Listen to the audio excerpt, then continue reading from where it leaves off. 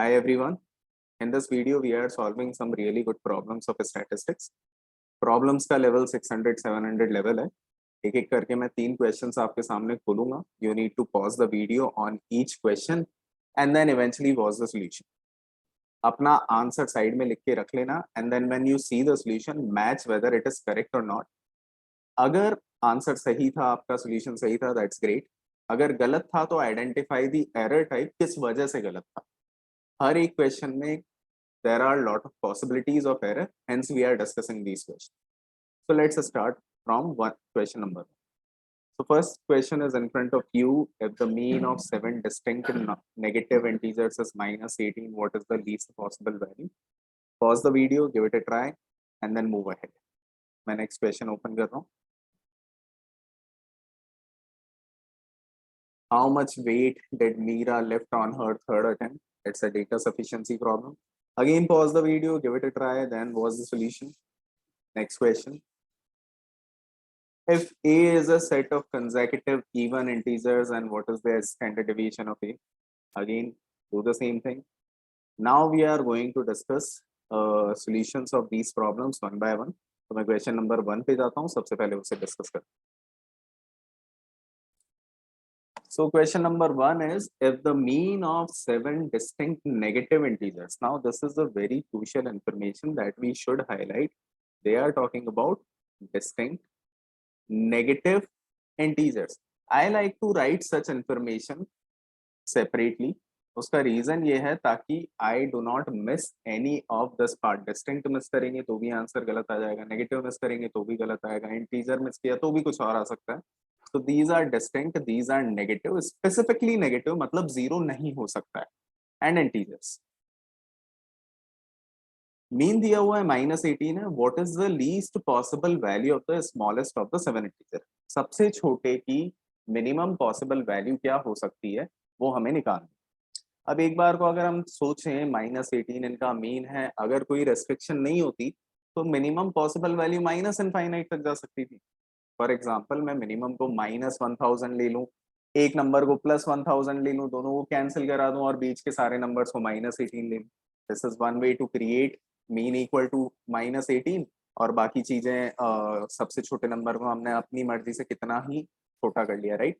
But the restriction is that numbers should be negative, यानी जो दूसरा नंबर मैं +1000 बात कर रहा हूँ वो नहीं हो सकता है, राइट. सो यहाँ पे क्वेश्चन शुरू होता है कि मैक्सिमम पॉसिबल वैल्यू क्या हो सकती है किसी भी नंबर की, and this is how we need to solve it. मैं इक्वेशन भी बनाता हूँ यहाँ पे. Let's say those numbers are A, B, C, D, E, F, और वो जो सबसे छोटा नंबर है हम उसको x बोल देते हैं. ठीक, इन सब का सम क्या होगा, मीन हमें दिया हुआ है तो सम हो जाएगा -18 × 7 मतलब -126. ठीक, our objective is to minimise this number. इसको हमें मिनिमम करना है. What is the minimum possible value of it? तो इसका तरीका क्या होता है, you maximise the remaining numbers. तो we will maximise all these value. अब मैक्सिमम पॉसिबल वैल्यू क्या है किसी भी नंबर की? नेगेटिव में मैक्सिमम पॉसिबल हो सकती है क्लोज टू जीरो. इंटीजर की बात हो रही है तो -1, जीरो नहीं लेंगे हम because these are negative numbers. तो मैक्सिमम पॉसिबल वैल्यू होगी -1. अब अगला नंबर हमें लेना है. अगले नंबर की मैक्सिमम पॉसिबल वैल्यू क्या हो सकती है? Now you can not take -1 because these are distinct. It can be -2. और यहां से हमारा लॉजिक फॉर्म भी हो गया. उसके अगले की मैक्सिमम पॉसिबल वैल्यू होगी -3. ऐसे करते करते हम -6 तक जाएंगे and then +x equal to -126. That's it, will get our answer. इन सबका सम हो जाएगा -21. आप नेचुरल नंबर का सम भी लगा सकते हो या मैन्युअली ऐड कर लो. -21 + x इक्वल टू -126. तो x की वैल्यू आ गई -105. -105 is option number 2. That is the correct answer. अब इसमें गलती क्या हो सकती है?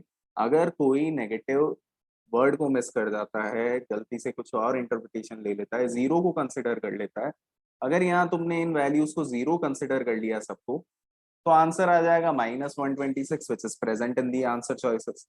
अगर आपने इनमें डिस्टिंक्ट वर्ड को मिस किया, लेट्स से आपने डिस्टिंक्ट को ध्यान नहीं दिया, भूल गए नेगेटिव इंटीजर्स हैं, you may end up taking all of these as -1. -1 अगर आप लोगे सबको तो आंसर 120 आ जाएगा, which is also present in choices. Calculation में गलती होगी तो बाकी आंसर आने की पॉसिबिलिटी, राइट। तो जो जो पॉसिबल एरर टाइप्स हैं वो आंसर में मिलते भी हैं। And this is the thing about GMAT, they create answer choice in a manner that you will find basically your errors in the answers. जो भी आप गलती करोगे उसकी वजह से जो आंसर आएगा वो ऑप्शंस में दिखेगा। तो you need to be very careful when you are reading the problem, highlight such words। Reading की वजह से ही सबसे ज्यादा सिली मिस्टेक्स होती हैं। अगले पे आते हैं, नेक्स्ट क्वेश्चन।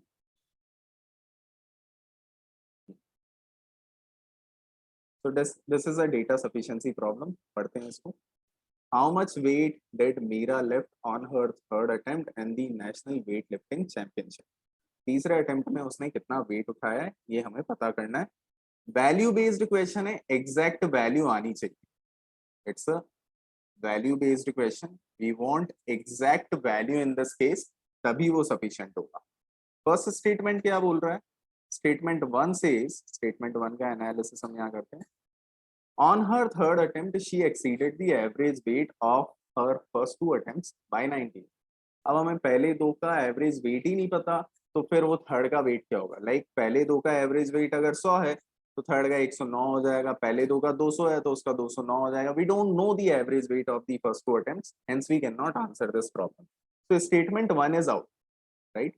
अगर हम यहाँ चॉइसेस को लिखते हैं A B C D E, A already out है इसलिए डी भी आउट है। डी क्यों आउट है, क्योंकि D is each alone, A already out, so D is also out.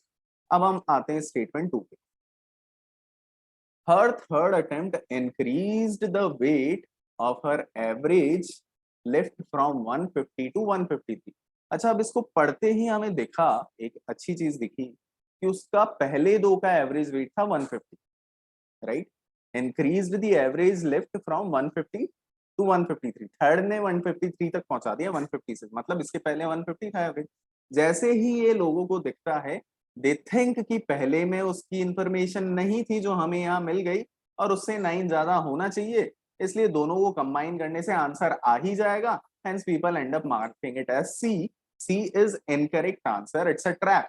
You do not use the information of statement 1 when you are analyzing the statement 2. You first analyze it alone। तो पहले हमें statement 2 alone देखना है, पहले को भूल जाओ। क्या स्टेटमेंट 2 से आंसर आ रहा है या नहीं ये तो चेक करें पहले। तो स्टेटमेंट 2 कह रहा है कि एवरेज उसका 150 से 153 हो गया, मतलब मुझे सम ऑफ इनिशियल टू ऑब्जर्वेशन पता है 150 इंटू 2 होना चाहिए 300। ऐसे ही सम ऑफ 3 ऑब्जर्वेशंस भी पता है 153 इंटू 3 होना चाहिए, ये भी एग्जैक्ट वैल्यू आ जाएगी, निकाल लेते हैं अभी 459। तो इन दोनों के डिफरेंस से हमें थर्ड मिल ही गया, विच इज 159। मतलब without the information of statement 1, statement 2 alone से आंसर आ रहा है, कंबाइन करने की जरूरत ही नहीं। So this is what you need to remember. You first analyze the information as a separate standalone statement and then you combine them both. तो second alone से answer आ गया, हेंस आंसर इज बी। ठीक, it's a C trap problem, क्योंकि पहले को पढ़ के दूसरे की इंफॉर्मेशन जैसे ही दिखती है ऐसा लगता है कंबाइन से आंसर आ गया, but you first need to analyse statement 2 alone. आगे बढ़ते हैं।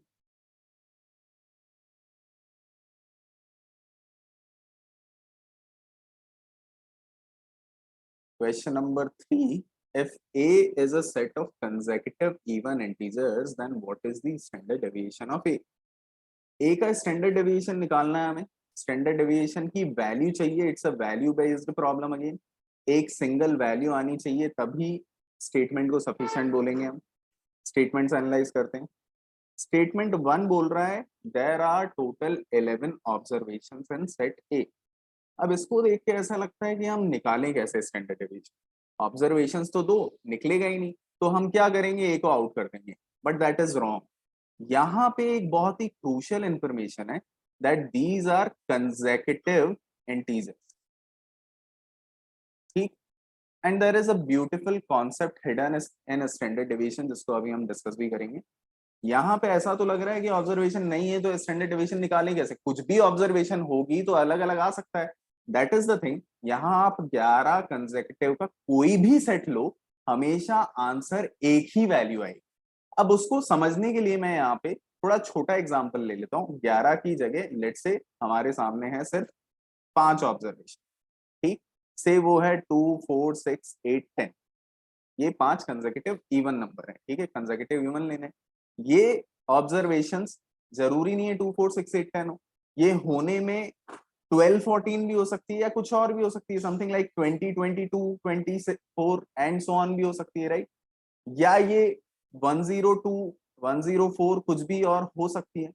नाउ अंडरस्टैंड समथिंग, इसका स्टैंडर्ड डेविएशन की वैल्यू कुछ आई जो हम नहीं निकालेंगे अभी, it's a value based problem, value एक यूनिक चाहिए, हम निकाल नहीं रहे, इसकी स्टैंडर्ड डेविएशन की कुछ value I, I am randomly saying that it's x, तो इन सब का स्टैंडर्ड डेविएशन भी तो x ही होगा, क्योंकि जब आप कांस्टेंट ऐड करते हो हर एक टर्म में तो स्टैंडर्ड डेविएशन चेंज नहीं होता है, whatever the standard deviation of this set it is going to be the standard deviation of all the sets. Hence यहाँ पे भी अगर आप 11 कंसेक्यूटिव ऑब्जर्वेशन लेते हो, उसका जो स्टैंडर्ड डेविएशन आएगा वो हमेशा एक सिंगल यूनिक वैल्यू होगी, वैल्यू निकालने की हमें जरूरत नहीं है, we are just suppose to check क्या यूनिक वैल्यू आएगी या नहीं, तो स्टेटमेंट 1 से यूनिक वैल्यू आएगी, because those 11 consecutive even integers irrespective of their placement वो कहीं पे भी हो हमेशा आंसर एक सिंगल वैल्यू है, hence statement 1 is sufficient। अब अगर 1 sufficient हो जाता है तो B is out, C is out, E is out। C इसलिए आउट है क्योंकि कंबाइन करने की हमें जरूरत नहीं है, E समझ में ही आ रहा है क्यों आउट है, B इसलिए आउट है क्योंकि अगर B से भी आंसर आ गया then your answer will become D, each alone। अब स्टेटमेंट 2 को एनालाइज कर, so this was the analysis of statement 1। इस इन्फो को मैं थोड़ा साइड में कर देता हूँ यहाँ पे, अब हम स्टेटमेंट 2 को एनालाइज कर।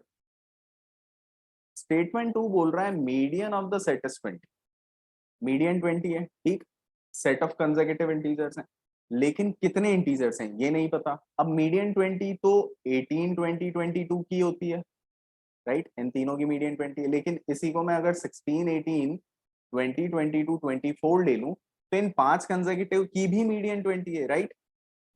नाउ इसका स्टैंडर्ड डेविएशन आएगा कुछ, लेट्स कॉल इट, इसका स्टैंडर्ड डेविएशन आ जाता है a, तो इसका स्टैंडर्ड डेविएशन कुछ और वैल्यू आने वाली है, it's going to be different, क्यों, क्योंकि यहाँ पे आपने और सेट में कुछ एक्स्ट्रा नंबर ऐड कर दिए जो मीन से और डिस्टेंस में, ज्यादा डिस्टेंस में, तो स्टैंडर्ड डेविएशन को और इंक्रीज ही करेंगे, right. We have learned this concept in the concept videos कि अगर आप मीन से बहुत दूरी पे लेते हो ऑब्जर्वेशन तो स्टैंडर्ड डेविएशन बढ़ेगा, या आप यहाँ पे फर्दर कुछ और डेटा भी ले सकते हो, 14 16 18 20 से लेके 26 तक, फिर से एक और स्टैंडर्ड डेविएशन आएगा, it's going to be different. तो सेकंड स्टेटमेंट अलोन से आंसर नहीं आ रहा है, हर बार स्टैंडर्ड डेविएशन की वैल्यू अलग अलग आ सकती है, right, it depends on the number of terms.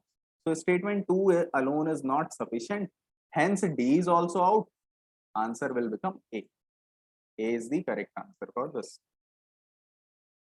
so these are some very good problems of statistics। तीनों प्रॉब्लम्स को समझो, आपने जब सॉल्व किया तो क्या एरर करी, क्या आपकी लर्निंग थी इन प्रॉब्लम से, just mark those things down and practice them again. these are very useful concepts and the questions type from GMAT's perspective. If you practice these type of questions sufficiently, you will see lot of familiar type of problems in your actual GMAT exam। So this is it for this video everyone, thank you very much।